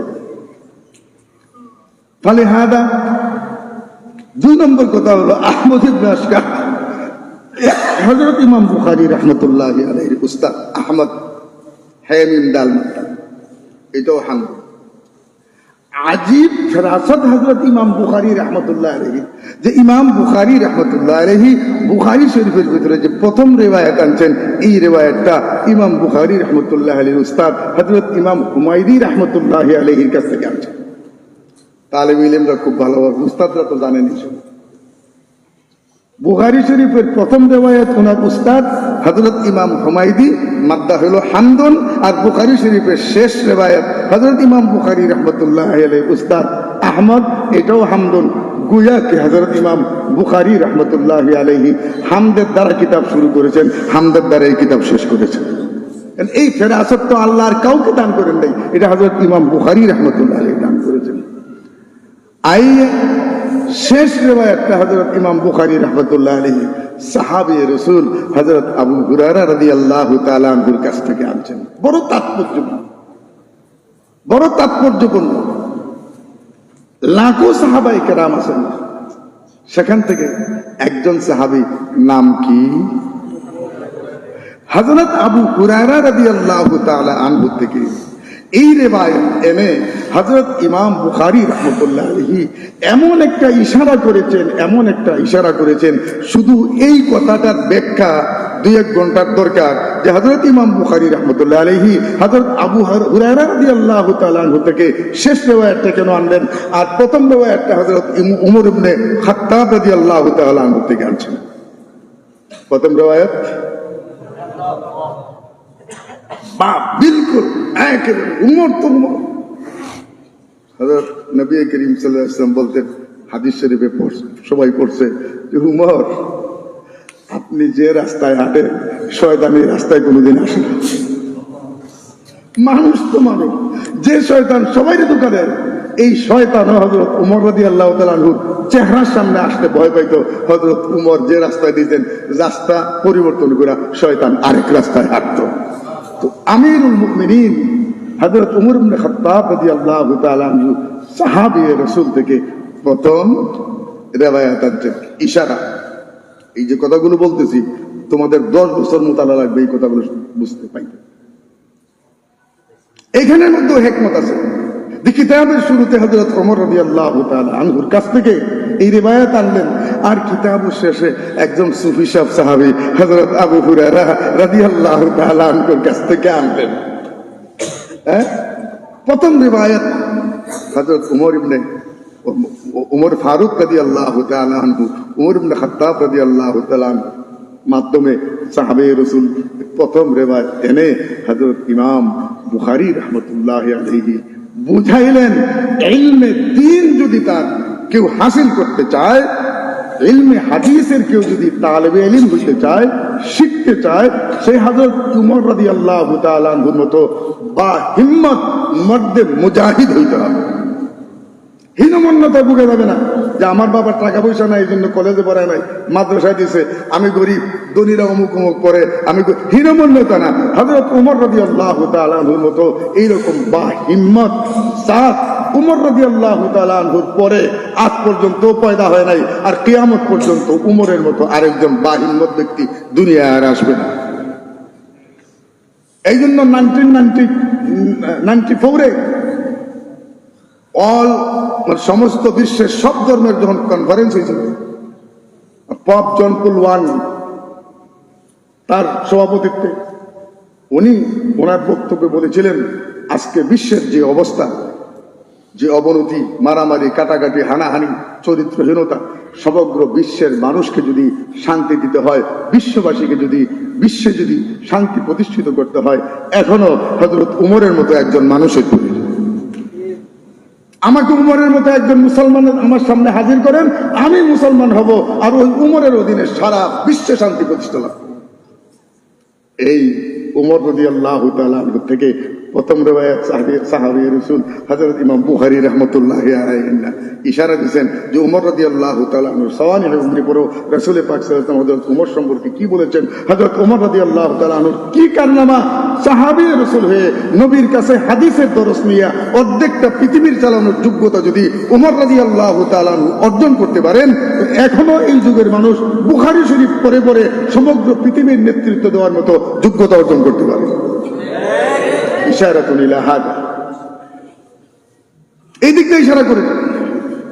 আর সর্বশেষ রিওয়ায়াত আনছেন হযরত আবু হুরায়রা রাদিয়াল্লাহু তাআলা আনহু, সুফি সাহেব মানুষ, কিন্তু হিব্বে রাসূল, আল্লাহ রাসূল সাল্লাল্লাহু আলাইহি ওয়াসাল্লামের মুহাব্বত হযরত আবু হুরায়রা রাদিয়াল্লাহু তাআলা আনহুর মধ্যে এত গালিব ছিল, এত গালিব ছিল, এত গালিব ছিল, হযরত আবু হুরায়রা রাদিয়াল্লাহু তাআলা আনহু যখন ক্ষুধা লাগতো বেশি, অপেক্ষা করতেন আল্লাহ রাসূল কখন মসজিদে নববীতে আসতেন, রাসূলের চেহারার দিকে চাইয়া নবীজির খেদমতে বসে যেতেন। হযরত আবু হুরায়রা রাদিয়াল্লাহু তাআলা আনহু 3 দিনের উপবাস থাকলেও তিনি তার ভূখ পিয়াসা ভুলে যেতেন।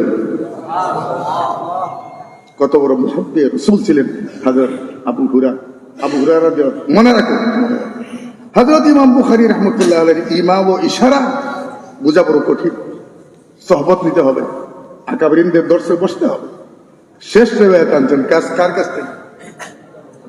তালেবে ইলম, ইলমে হাদিস হাসিল করনে वाला, তোমরা দেখো যে হযরত আবু হুরায়রা রাদিয়াল্লাহু তাআলা আনহু কোন নেহেজে কিভাবে ইলমে দ্বীন হাসিল করেছেন, হাদিস হাসিল করেছেন। হযরত আবু হুরায়রা রাদিয়াল্লাহু তাআলা উপবাস কয়দিন আল্লাহু আ'লাম, এত ক্ষুধা লাগছে, পাগল হয়ে গেছেন, সেন্সলেস হয়ে গেছেন। আহলে আরবের একটা রেওয়াজ ছিল যে মানুষের ঘাড়ে যদি ভূত চর হইতো, ঘাড়ে পাড়াইলে পরে ভূত চলে দিত। মানুষ মনে করতেন আবু হুরায়রা সবসময় মসজিদে নববীতে থাকে, ভূতে ধরছে, আর উনি রাস্তায় বসে কাঁপড়াইতেন, মানুষ ওনার ঘাড়ে পাড়াইতো। ছড়ানোর জন্য। কিন্তু হযরত আবু হুরায়রা বুকে ধরে নাই, ভূতে ধরে নাই, বুকে ধরছে। খিদার কারণে অস্থির হইয়া রাস্তায় পড়ে কাতরাইতেন, কারো কাছে সওয়াল করতেন না। আয় তালেবে,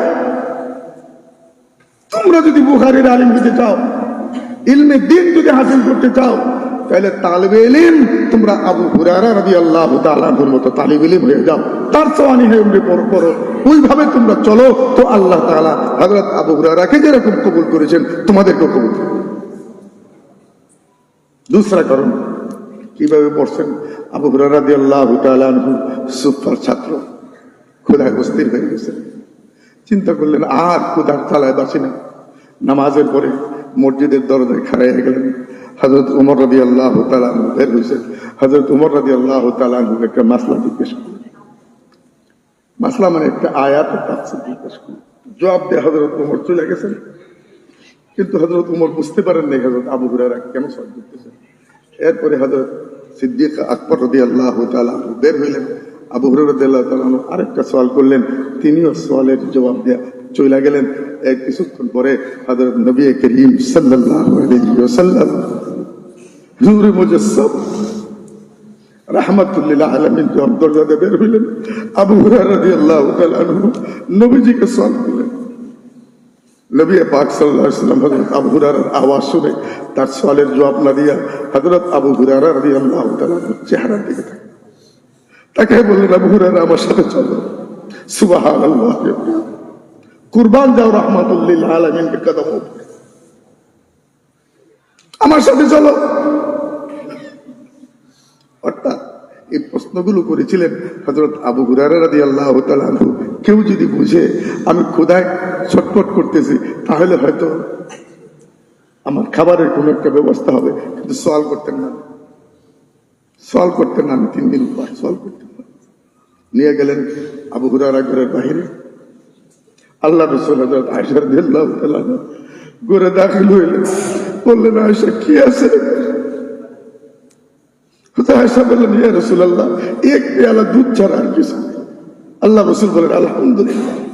এই আবু হুরায়রা, এই তোমাদের দলে কতজন মানুষ আছে, কতজন ছাত্র আছে হাদিসে?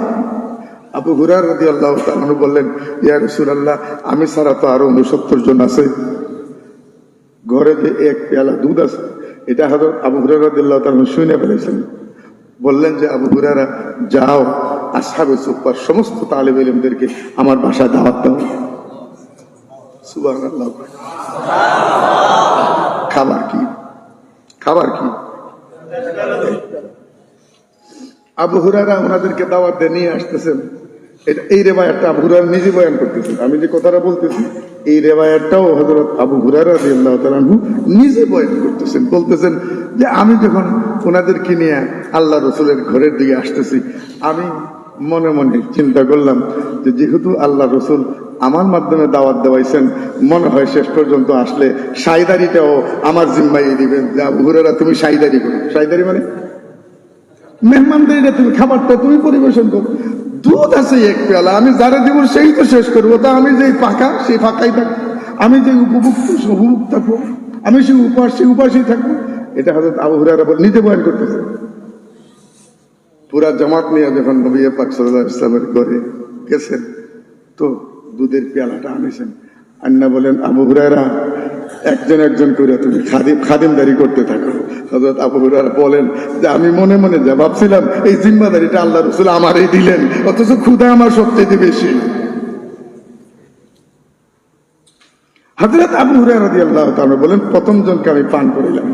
পান করে আমি পেয়ালার দিকে তাকাইলাম যে আমার জন্য কিছু থাকবে কিনা। পরে দ্বিতীয় জন, তৃতীয় জন, 69 জনকে পান করানোর পরে আল্লাহর কসম করে হযরত আবু হুরায়রা বললেন যে, আল্লাহর কসম, আমি দুধের পেয়ালার দিকে চাইলাম, আমি বুঝতে পারলাম না 69 জনকে পান করানোর পরে পেয়ালার দুধ কমছে নাকি না আরো বাড়ছে।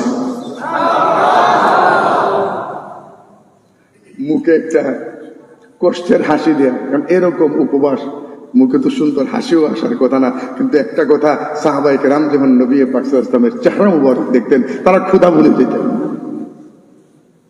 আল্লাহ রাসূলের খেদমতে বললেন, ইয়া রাসূলুল্লাহ, এখন এইটা বাকি রয়ে গেছে। আল্লাহ রাসূল বলেন, আনতা ওয়া আনা বাকি আছি আমি আর তুমি, পান করো।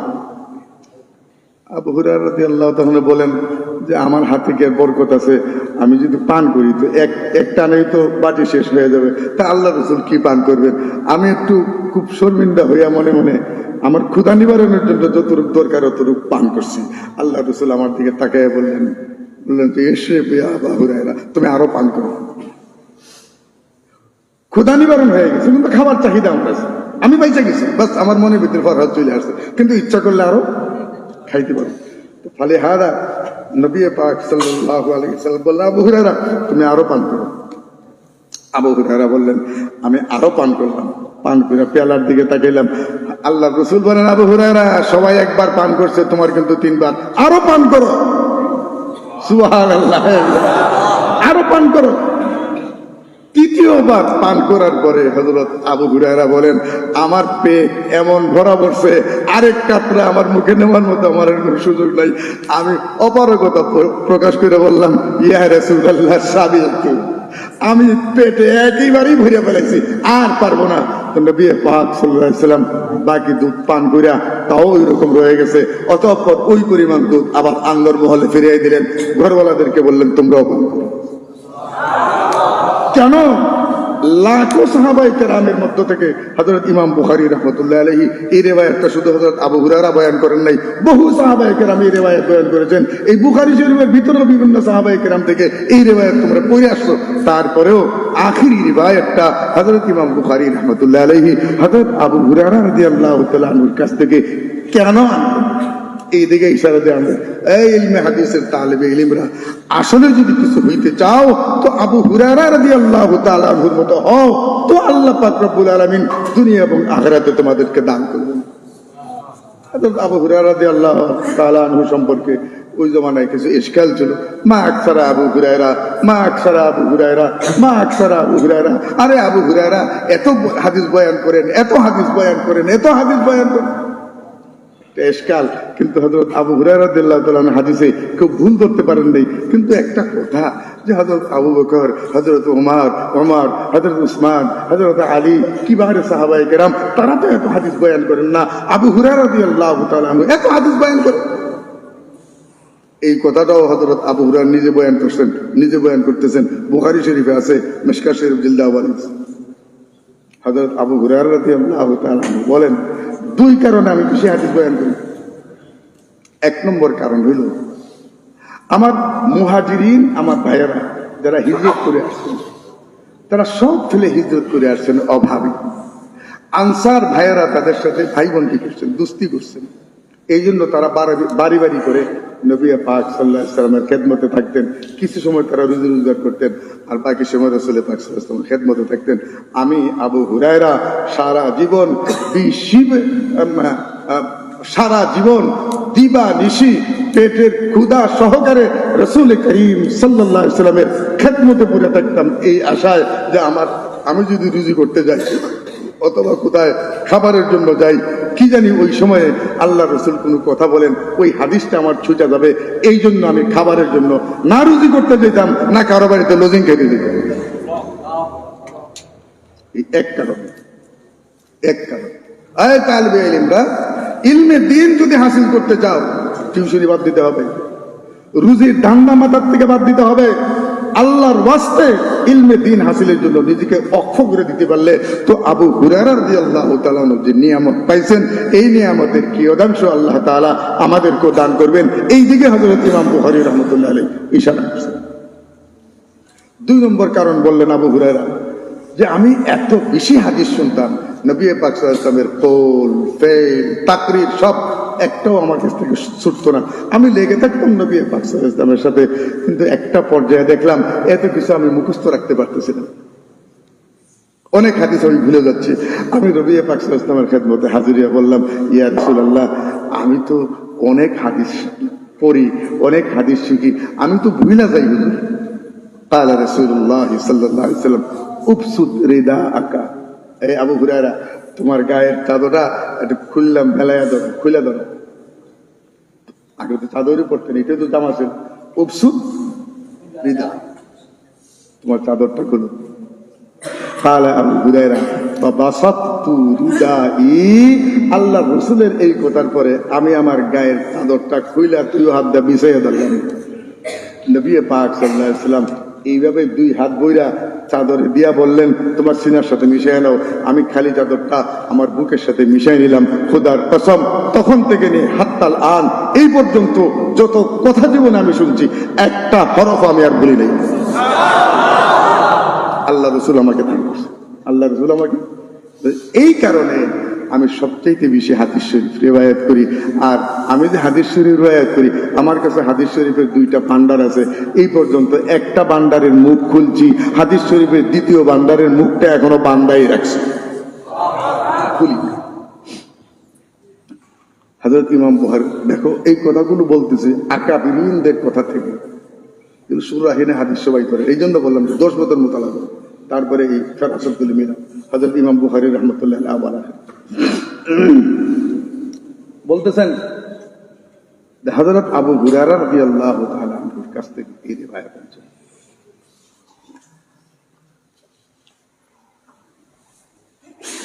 রিওয়ায়াতটা কি? قال النبي صلى الله عليه وسلم كلمتان حبيبتان। 12 নম্বর বহসের এখানের মধ্যে একটা বহস। সামনে হলো কালাম, বাক্য আনছেন, আর রিওয়ায়াতের মধ্যে হলো কালিমা।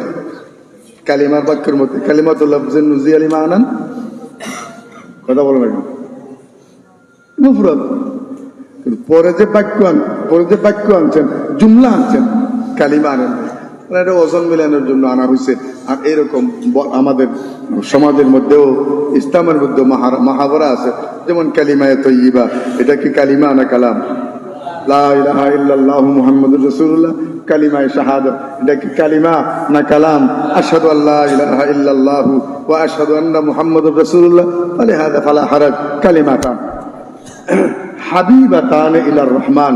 শুধু এই কথার মধ্যে ভিন্ন আরেকটা বহস আছে।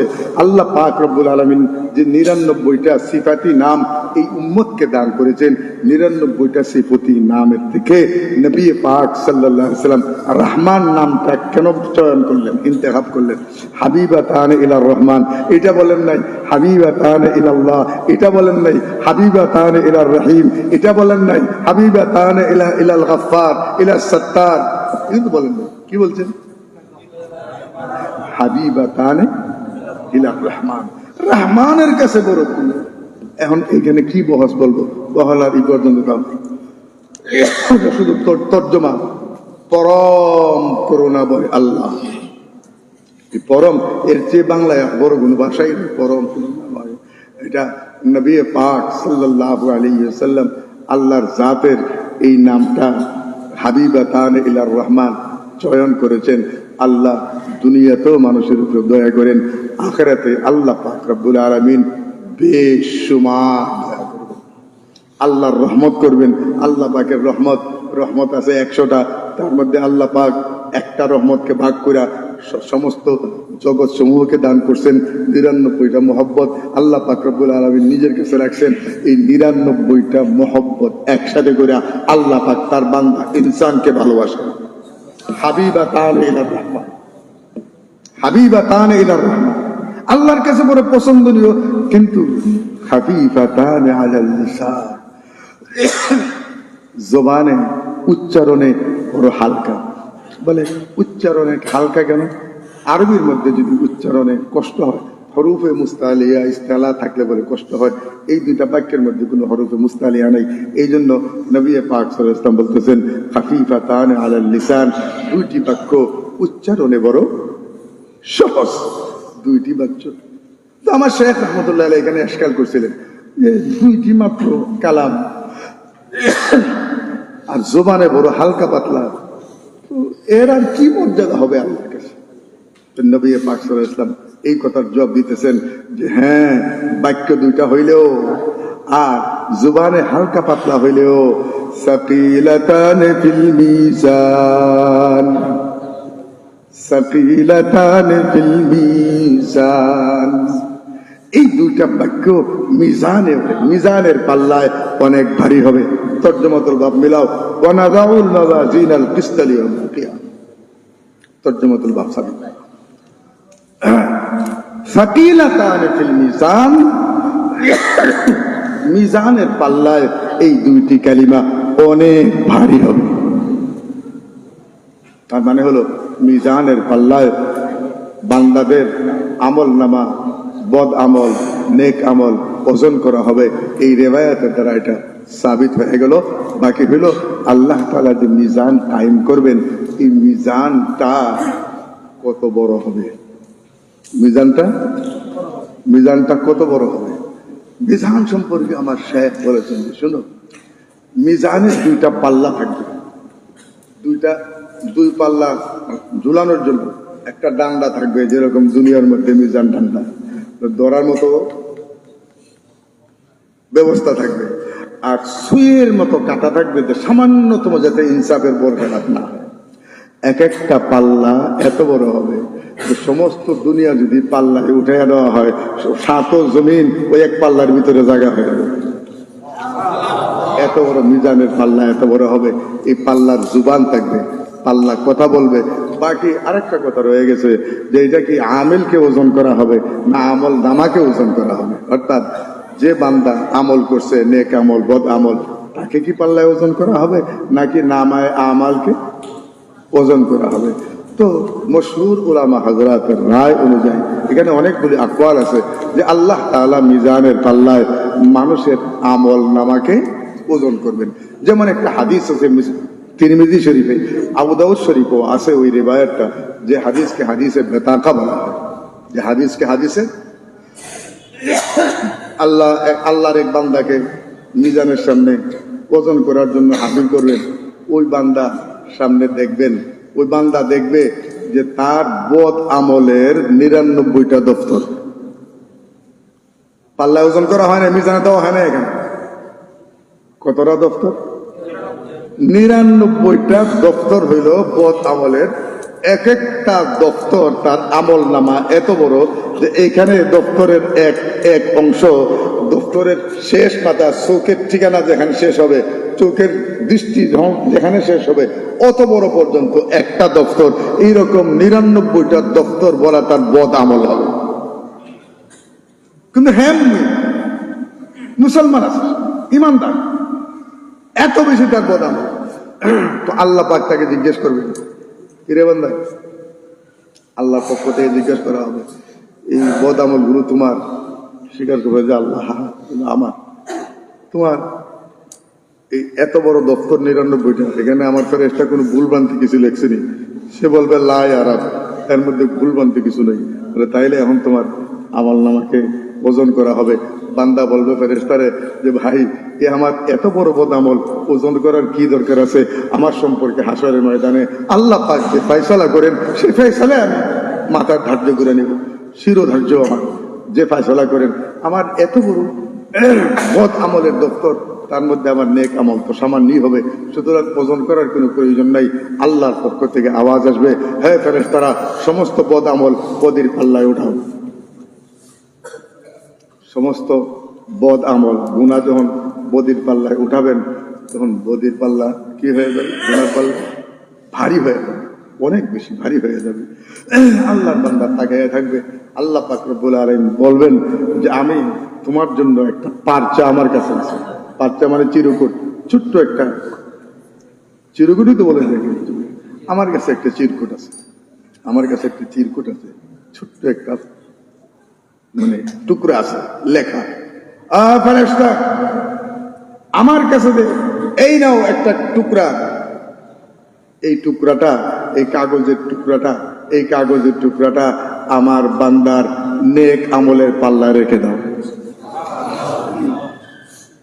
আল্লাহর পক্ষ থেকে ওই কাগজের টুকরাটা আসবে, নেক পাল্লায় রেখে দেওয়ার সাথে সাথে ৯৯টা দপ্তর বদ আমলের এটা হালকা হয়ে যাবে, ওই একটা টুকরা কাগজের পাল্লা ভারী হয়ে যাবে। আল্লাহর বান্দা বড় মুতাআজ্জব হয়ে জিজ্ঞেস করবে, ইয়া রব, হে আমার পরওয়ারদিগার, এইটার মধ্যে এমন কি জিনিস আছে যে ওইটা দেওয়ার সাথে সাথে আমার জীবনের ৯৯টা বদ আমলের দপ্তর হালকা হয়ে গেল? একটা মাত্র কাগজের টুকরা। ভারী হয়ে গেল, আল্লাহ পাক রব্বুল আলামিনের পক্ষ থেকে ওই পাঁচটাকে তাকে দেখানো হবে, বান্দা তুমি জীবনে একবার সিদ্কে কলবির সাথে নিহায়ত মোহব্বতের সাথে নিহায়ত ইখলাসের সাথে তুমি পড়ছিলা, ওইটা আমার পাঁচটার মধ্যে লেখা আছে, আশহাদু আল্লাহ ইলাহা ইল্লাল্লাহু ওয়া আশহাদু আন্না মুহাম্মাদুর রাসূলুল্লাহ। এই কালিমাটা লেখাওয়ালা ওই পাঁচটা যখন নেকির পাল্লা দিয়ে দেওয়া হবে, তো 99টা দফতর বোধ আমলের হালকা হয়ে যাবে, নেকির পাল্লা ভারী হয়ে যাবে। এই হাদিসকে বলা হয় হাদিসে বেতাকা। তো হাদিসে বেতাকার দ্বারা প্রমাণিত হয় যে আসলে আমিলকে ওজন করা হবে না, মানুষকে ওজন করা হবে না, বরং মানুষের আমল নামাকে ওজন করা হবে। আর বেশি দূর যাব না, সাকিলাতান ফিল মিজান। শেষ উদ্দেশ্যটা বলে দিই। হযরত ইমাম বুখারী রাহমাতুল্লাহ আলাইহি প্রথম বাবুল ওয়াহিদ দ্বারা নবীর নবুয়ত সাবিত করলেন, তারপরে ঈমান আনলেন। দুনিয়ায় চলাকালীন অবস্থায় আল্লাহ তাবারক ওয়া তাআলার সমস্ত হুকুম আহকামের কথা বয়ান করলেন, আমাদেরকে বুঝাইলেন, আমরা বললাম, এখন বুঝলাম। এবং হযরত ইমাম বুখারী রাহমাতুল্লাহ আলাইহি বলেন, ও তালিবে ইলমরা, ও উম্মত মুহাম্মদিয়া সাল্লাল্লাহু আলাইহি ওয়াসাল্লাম, এগুলো তো দুনিয়ার জীবন যাপনের জন্য, আল্লাহর রজামন্দি হাসিল করার জন্য আহকামাত আমি বয়ান করলাম।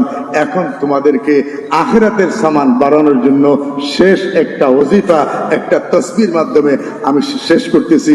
সুবহানাল্লাহি ওয়া বিহামদিহি সুবহানাল্লাহিল আযীম সুবহানাল্লাহি ওয়া বিহামদিহি সুবহানাল্লাহিল আযীম সুবহানাল্লাহি ওয়া বিহামদিহি।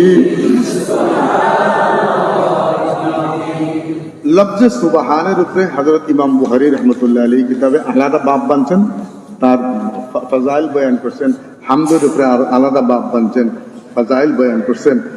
মাশায়েখিনে কেরাম বলেন যে দৈনিক যদি কেউ সুবহানাল্লাহি ওয়া বিহামদিহি 100 বার অথবা সুবহানাল্লাহি ওয়া আলহামদুলিল্লাহি ওয়া লা ইলাহা ইল্লাল্লাহু আল্লাহু আকবার 100 বার পরে আল্লাহ পাক রব্বুল আলামিন তার সমস্ত মুশকিলাত আসান করে দিবেন, খাতামা বিল খায়রের ফয়সালা।